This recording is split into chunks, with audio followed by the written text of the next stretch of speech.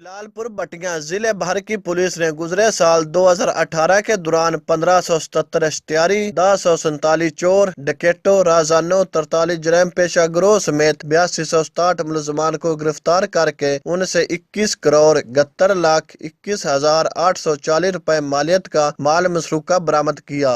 97% مقدمات کی تفتیش مکمل کر کے چلان عدالت میں جمع کروائے گئے۔ پولیس ترجمان کے مطابق گزشتہ سال 2018 کے دوران قتل کے 41 اشتہاریوں، ڈکیٹی کے 87، رازدانی کے 240، اغوا برائے توان کے 6، مجموعی طور پر 374 ایک کیٹیگری کے اشتہاریوں سمیت 1577 اشتہاری گرفتار کیے گئے۔ جرائم برخلاف مال میں ملوث 1047 چور، ڈکیٹوں، رازدانوں کو گرفتار کر کے 21 کروڑ 71 لاکھ 21,840 روپے کا مالیت کا مال مسروقہ برآمد کر کے اصل مالکان کے حوالے کیا گیا۔